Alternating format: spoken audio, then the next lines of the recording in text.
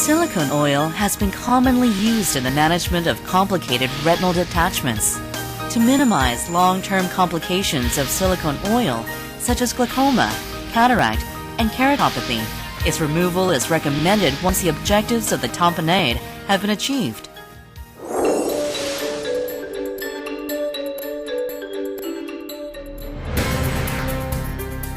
Traditionally, removal of silicone oil via the pars plana necessitates conjunctival peritomy and sclerotomy. Itself causes additional trauma to the conjunctiva and sclera.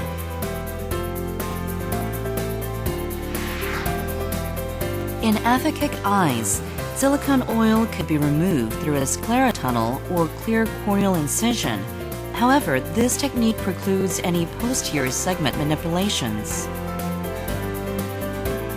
With the introduction of transconjunctival sutureless vitrectomy system, several commercially accessible small-gauge silicone cannula had been designed to inject and extract of silicone oil. Recently, passive removal of silicone oil using a transconjunctival sutureless vitrectomy system has introduced new concept of silicone oil removal. However, it is still not suitable for removal of silicone oil of 5,000 centistoke.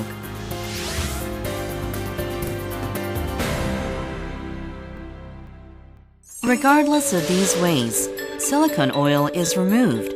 Those are usually slow, time-consuming procedures. Therefore, we intend to introduce a novel way of removing silicone oil. It is real time.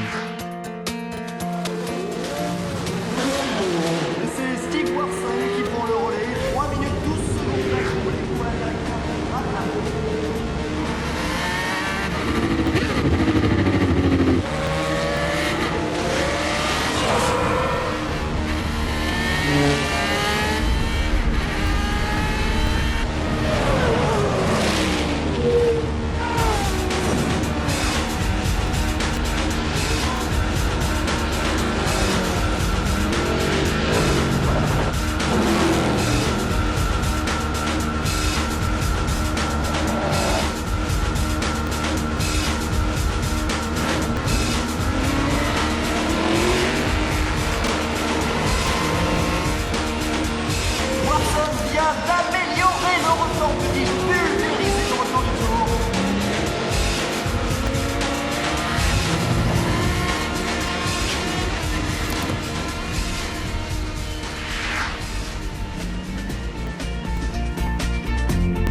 It's time to go back to the end of operation.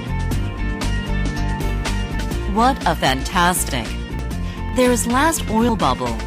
Now, it's time to say goodbye to old boring SOR.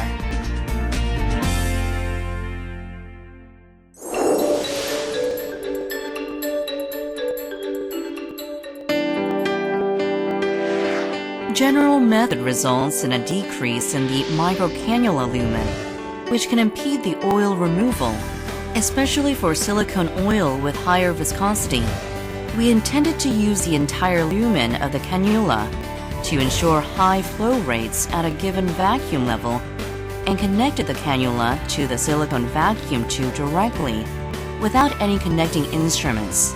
Only auxiliary disposable materials are needed to join the cannula and the silicone tube, which are in the package for the 23-gauge vitrectomy. You can find these small connectors from the bottom of the package and connect it to the silicone vacuum tube. And then connect the silicone tube line to external vacuum system. That's it.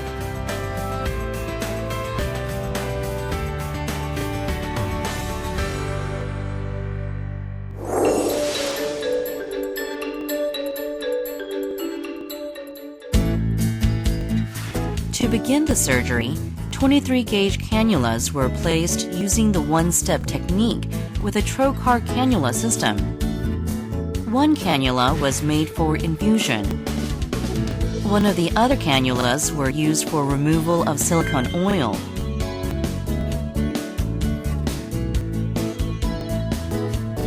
When fluid started flowing at 40 millimeters of mercury using VGFI pump, the prepared connector should be snugly inserted into the cannula head. Then the silicone oil would be actively removed with vacuum pressure of 600 millimeters of mercury from the external suction unit.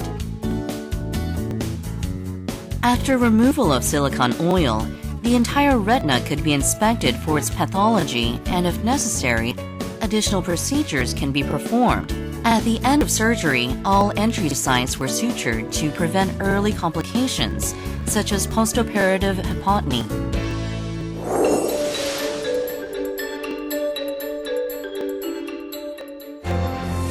The internal diameter of the prepared connector is slightly larger than the external diameter of 23-gauge cannula head, so a slight pushing force is needed to achieve a watertight seal while joining the connector and cannula. Another tip is that when oil bubble is shown at the end of removal, tilt the eyeball to locate the cannula on the peak of an imaginary circle, which is made by remained oil bubble.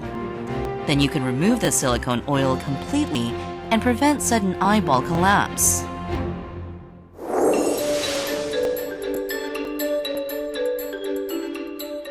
Silicone oil tapenite was performed in cases with various complicated retinal detachments. 1,300 centistoke was used in 10 eyes. 5,700 centistoke was used in others.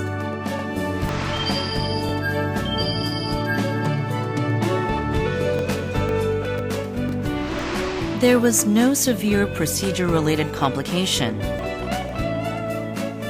Decreased IOP of postoperative day 1 was stabilized spontaneously within 1 week. Visual acuity was improved or stabilized in all patients.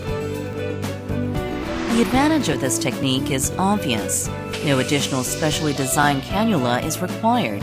Get the connector from the package and connect it to silicone vacuum tube. It achieved high flow rates using the entire lumen of cannula and connecting to the external vacuum unit directly. It is much less surgical trauma using small gauge vitrectomy system. Additional procedures are possible if necessary. It can be also carried out on all lens status. Are you a surgeon of great enterprise? But are you also considering two sides of efficacy and safety? Here is the answer.